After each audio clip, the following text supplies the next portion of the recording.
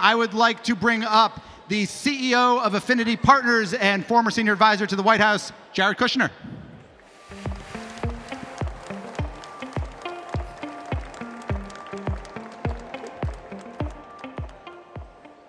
So, Jared, you leave the White House obviously in January of 21, and your next act is to do a private equity fund. And it seems you had kind of been thinking about this and you did it pretty quickly.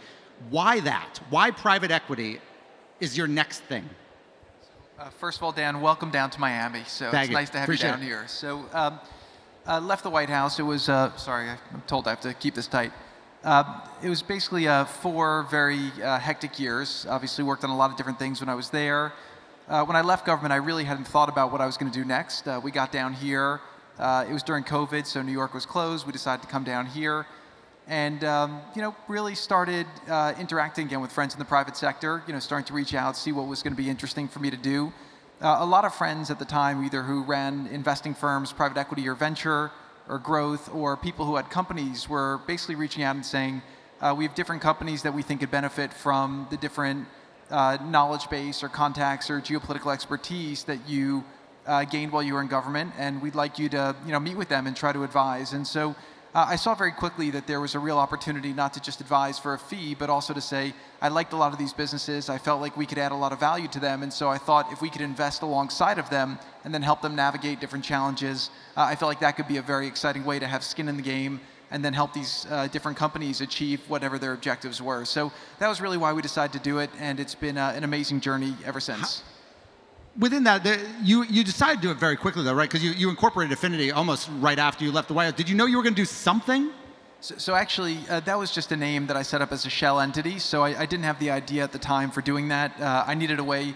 I was bringing several of my team with me. I didn't know what we were going to do exactly, but I needed a way to process payroll and start paying people and give them health insurance. So that was just something I did, was set up an entity in order to help with the transition to the next phase of life. But at that point, I didn't know what it was going to be. How much, you said that folks that talked to you, and one of the things they said was, you have all these experiences from the White House and these people you've met, and particularly some overseas things.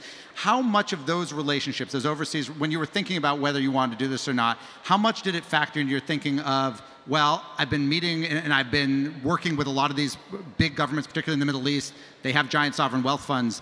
This might be a way I'm able to fund this thing because I don't have private equity experience of my own. This could be relatively hard for me to get the money since I don't have a track record.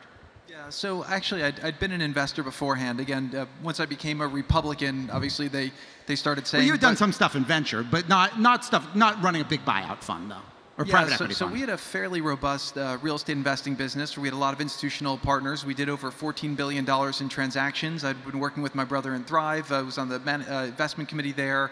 Was a substantial owner there. We did a lot of family private equity investments. So obviously in life, I didn't want to kind of go back to exactly what I was doing before, but I wanted to blend the different experiences that we had. And I'll be honest, the Middle East was one of the most intriguing places. If you think about where we started in 2016, when President Trump was elected to at the end, it became an area that really for the 20 years prior was a place with conflict. You had extremism, you had ISIS, you had civil war in Syria, you had Yemen was destabilized, Libya was destabilized, and then at the end we had the region really going in a very hopeful direction. I saw a young population, a lot of interest in investing in their future, and lots of need to kind of sync up with a lot of great U.S., Israeli, other great firms that we thought could add value to their economies and to the world.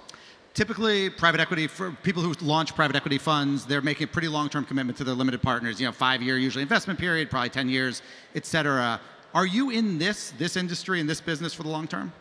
Yeah, that was really, that's my plan, right? So this is my 3rd career. Sorry. The politics was not a planned detour from life, but I had an opportunity to serve and try to make a difference in the world. And so I went after that and I did it. It was 4 years, very, very intense 4 years, but I left feeling really good about the time. Obviously, very proud of what we were able to work on, whether it was prison reform and criminal justice reform, the work we did on the USMCA with the Mexico trade deal. We worked on building the border wall, which was the largest infrastructure project since the Panama Canal. We built about 470 miles. We were able to leave at the end with a historic low number of illegal crossings at the border. Worked on the Abraham Accords, where we had 6 peace deals in the Middle East. There was a lot of stability. worked in COVID. I was on Operation Warp Speed, where it produced the fastest vaccine in history. So I left feeling like I'd spent every moment trying to make a difference, and there were millions of other things that we either got done or we tried to do, and then said it was time to go back to the private sector. And so setting this firm up, obviously made commitments to do this for the long term, and that's really what my desire is to do. When you set the firm up, you obviously didn't know whether or not your father-in-law was going to run for president again, because it was several months after the last administration. If he wins in November and calls you and says, Jared, I'd like you to come back to Washington, you say what? Right. So I'm actually glad you're asking this question in a public format, because I do get this a lot. And I'll say this just in the context of nothing in my life has gone according to the plans I've set, and that's been the only consistent thing. But I've been very clear that my desire at this phase of my life is to focus on my firm. I've really enjoyed the opportunity as a family to be out of the spotlight. Both my wife and myself are working in the White House, which is a 24/7 high-stakes job. And so we've both really enjoyed the opportunity to be down here in Florida with the kids. And so right now, that's really where my commitment is to my investors, to my firm, to my employees, to my partners, and that's what I'm planning to do. So is that a no? If he calls you on November whatever and says, I'd like you to come back to DC, you say, thanks, but I'm good? Yes. From my perspective, again, if you look at the way President Trump has been handling his campaign this time, this is his third time doing it, and he's had time to really reflect on everything. I think that the team around him is maybe the best he's had. I mean, there's a very professionally run campaign. They're doing an incredible job. And I suspect that if he gets into office again, he would have just a level of competence and professionalism even more so than it was in the last administration. I think there's been a lot more time for people to think about the policies. I think he has a much better understanding of who was effective in all these different roles. And I suspect he'll have a very, very long list of very qualified people to choose from all of the different jobs. The last time, it really was a family campaign. He was an outsider running. Even the Republicans were against him. I was very fortunate to play a role in the campaign and then join him in the administration. There was some incredible things we were able to get done together. Very, very proud of them. But this time, I think he'll be able to build a really incredible team based on the people who are available. One of the things that you do in Affinity, and one of the things you did, one of your earliest deals, or one of your deals so far, was investing in this company called Shlomo, which I think I described as kind of an Israeli AAA on steroids. AAA like the car company, AAA. You signed that deal shortly before October 7th, like about a month before, or at least you announced it about a month before. And one of the things about that was it was one of the first times that Saudi money, albeit indirectly, had gone into Israel, and other Middle Eastern countries had invested in an Israeli company. That strategy, given what's happened over the past 4 or 5 months, are you reconsidering that at all? And are you actively investing right now in Israel? So the desire right now is to double and triple down on that strategy. I think that now more than ever, economic connectivity between the Gulf countries and Israel is very important. I think what the Abraham Accords was able to do was it was able to create a human connection between a lot of people in both worlds. It was able to be from below the table to really above board, and people now have much more linkages, much more understandings of each other. They have interests in each other's economies, and that's also very, very important. And I think that even with the horrible tragedy of October 7th, I think that things could have been much, much worse had the fabric created by the Abraham Accords not existed to create a counter to the natural inertia of the region, which would have just pushed towards negativity. So we just closed that transaction. We made a couple adjustments to the deal just because we wanted to make sure we were protecting ourselves. Our partner there could not have been more first rate in the way that he's handled it. The business is doing strong. We anticipate that it will be a very big grower over the next 5-7 years, which is what our investment... But you haven't gotten any pressure from your LPs to say, hey, don't do the next deal in Israel right now. We've got our own domestic politics to deal with. No, our LPs are support. Look, these are all investors. They're looking, number one, to make good returns, but they want us to make returns in the way that we said that we would go make returns. And so they've been very supportive of the efforts we've been making. We're very actively looking at several other deals in Israel now. And again, I believe long-term that the investments there will be very, very strong. One of the deals you were looking at, or reported to be looking at, according to the Israeli press at the time, so September of last year, was Phoenix Insurance Agencies around they were raising. Did you do that deal? So we did not sign that deal, so we put it on hold at the time. We since then have been speaking with them. We've been speaking with a lot of other companies in Israel. So I don't want to talk about things that are not done. Guys, when you say on hold because of the war or on hold for other reasons? I just think that as an investor, when things happened, there was still a lot of uncertainty at the time. So we said, let's just, tap the brakes for a second. We felt like that was the responsible thing to do as fiduciaries to our investors. With my heart, somebody who believes in the security and vibrancy of Israel as an essential stabilizing force in the Middle East and in the world. I would have loved to have run forward and done it, but I'm a fiduciary to the investors. So we said, let's just tap the brakes for a second. And what I would say now is we've kind of readjusted the way we're looking at the market, but I see several incredible opportunities. And if you're able to look to the medium term or the long term, I think you'll see some incredible opportunities. And I believe we'll have more things to announce hopefully soon. Speaking of the Abraham Accords, which you mentioned earlier, and how you think it has at least kept some things a little bit more together than it would be otherwise, you wrote in your book that you thought the Abraham Accords had the potential to bring about, and this is your quote, a quote, complete end to the Arab-Israeli conflict. Granted, you wrote this book a couple of years ago.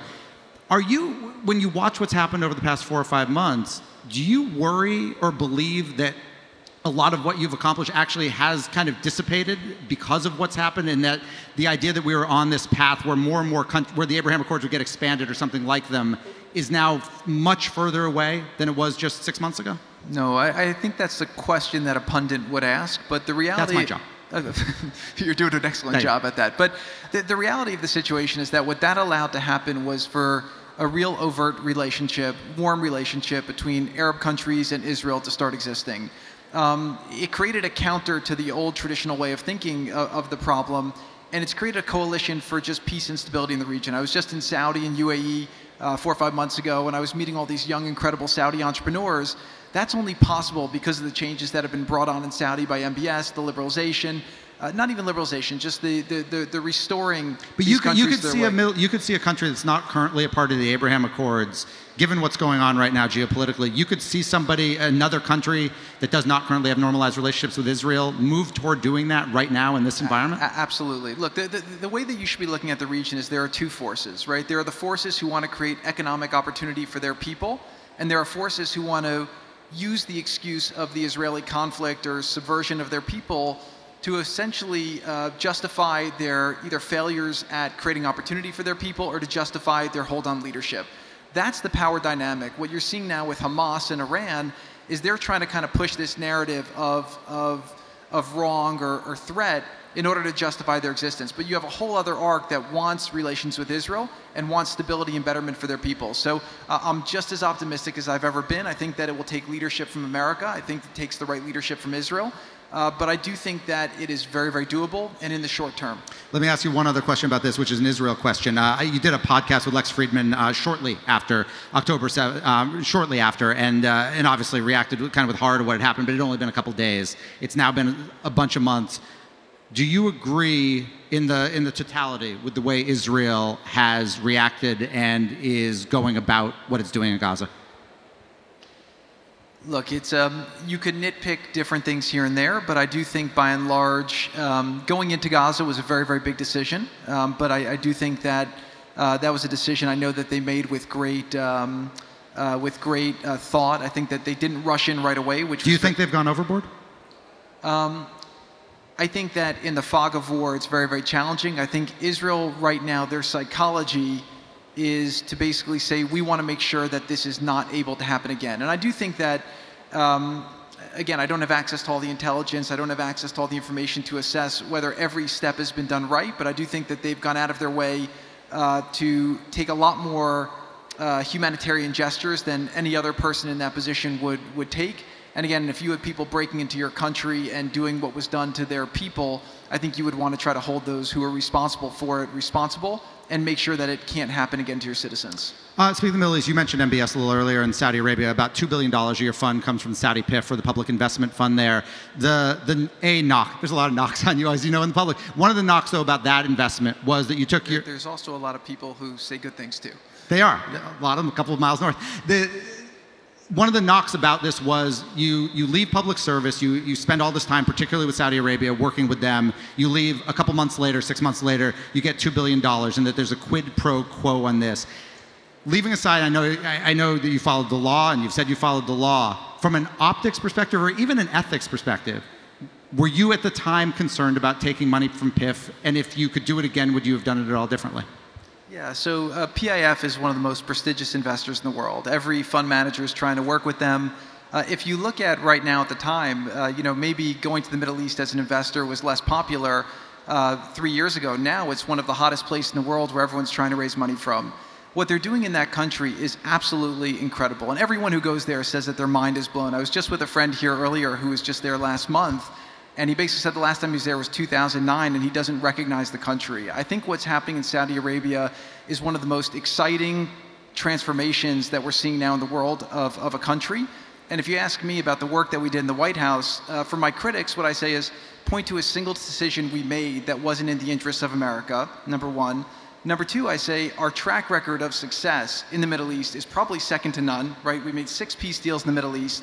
And then if you think about the fundamental transformation of Saudi Arabia during the time when President Trump was in office, I think that's something that doesn't get enough credit. And if this is the criticism that draws people to actually look at the track record of where Saudi Arabia was when we started, where they were when we ended, and the trajectory that they're on now, I think there's a lot of credit that they deserve for the work that they've done. I think our administration worked great with them. And I think one of the greatest compliments is that the Biden administration initially said they were going to make Saudi Arabia a pariah state. Then after 2 years, they kind of realized that our policy was right, and they've now fully embraced the policies that we've done. So when I just look at my time in government, number one is, again, the track record of success speaks for itself. Number two, followed every law and followed every ethics rule, right? Nobody's pointed out, even the critics. Would it make it, I'm curious, given though that you did take the money, obviously after leaving, you said follow the ethics rules, and I know you say you're not going to go back to the White House, but would that investment almost make it very difficult for you to do, at least in any sort of foreign policy role? Like I said, I'm an investor now. I served in government. My track record in government was, I think, pretty impeccable.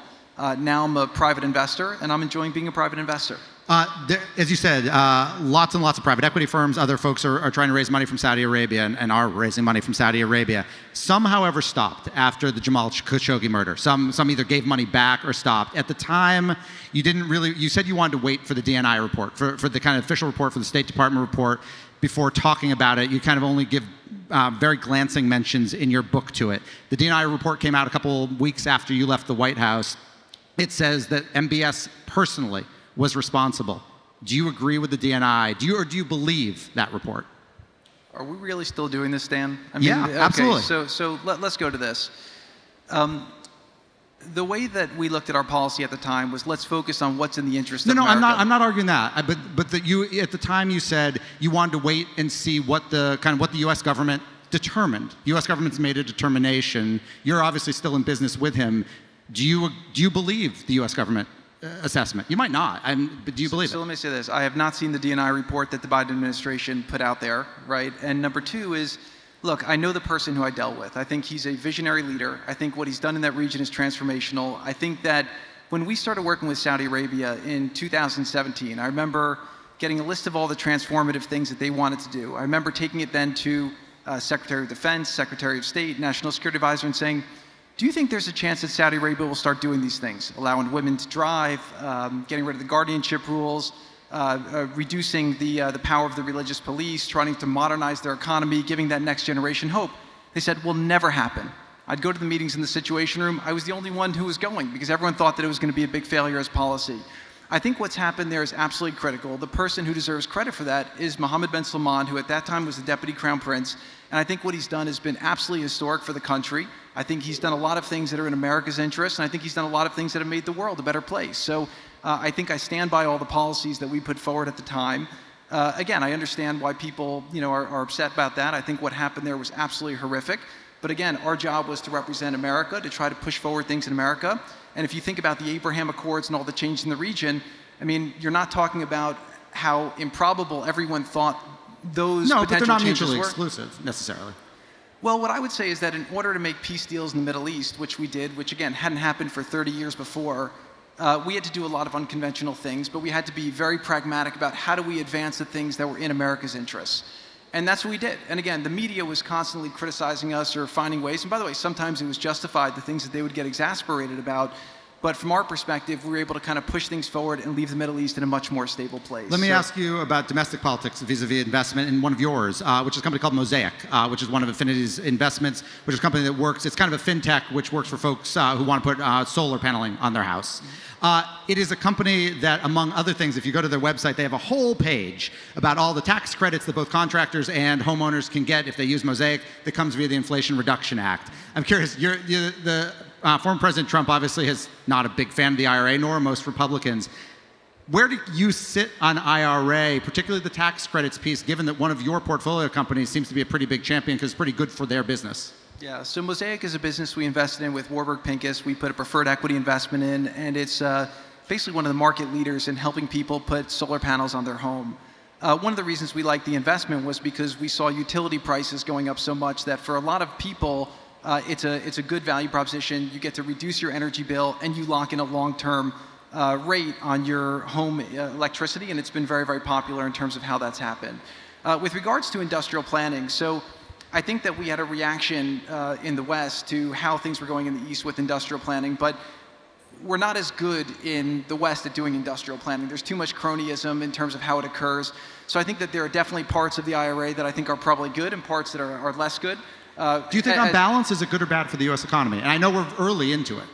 It's too early to tell, to be honest. But from my perspective, we didn't make the rules. Again, we were out of office. I'm a businessman. I saw a big opportunity. They were giving massive handouts to these companies for doing it, and so we saw an opportunity to do it. How do you, when you think about, though, say the next investment or even Mosaic, if you've got one presidential candidate, and granted, it's a very hard thing to actually repeal, just legislatively, but the potential for somebody to come in and end it, how do you view that as a kind of investing for the future for the next 5 years for these companies? Do you just assume that it's going to be in place in some way?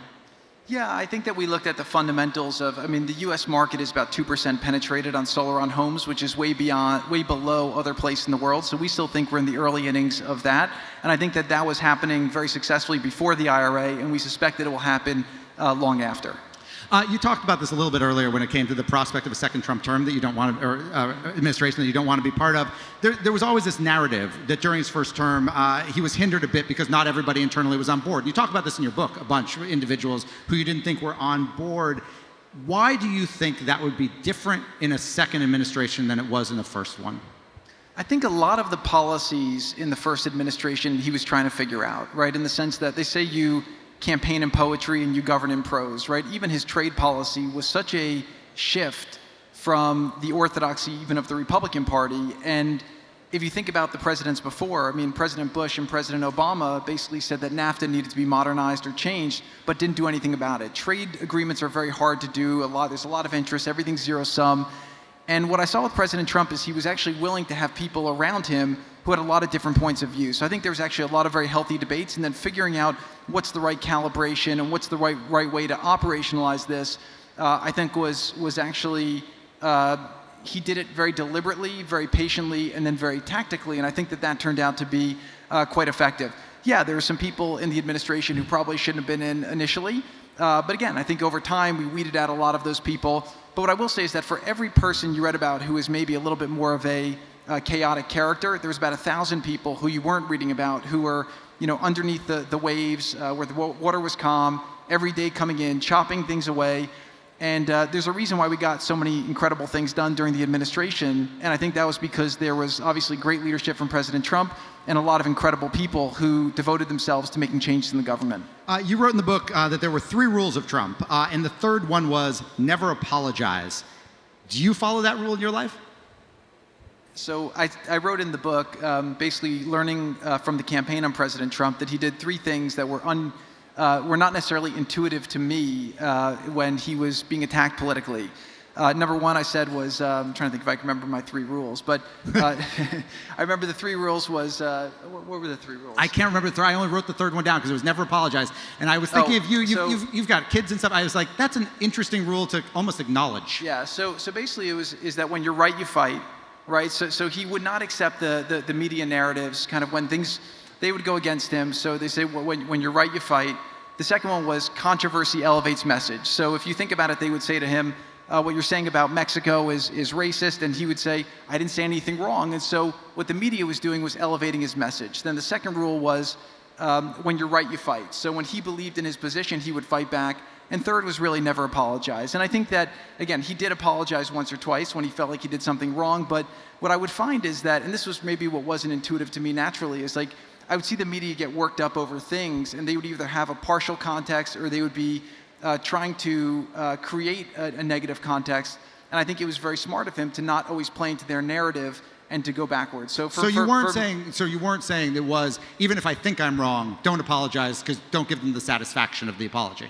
Well, you could argue that in some ways. Just again, for me personally, like again, you could ask my wife when I'm wrong, I apologize. You know, and believe me, I'm not always right. But but from my perspective, I think that in the world today, you know, the media will go after you, and then when somebody will apologize, then they'll just kind of run over you even more. So people have different perspectives. Again, I was not somebody who was in front of the camera. I was somebody who was really behind trying to implement policies. So from a communications perspective, I was just sharing the observation that I had about the style that he took in the campaign, and it turned out to be effective because he became president. Jared, I thank you very much for your time. For all of you, we will have cocktails at the Bayshore Club behind. Thank you so much. Thank you for coming, everybody. That's the BFD. Thank you.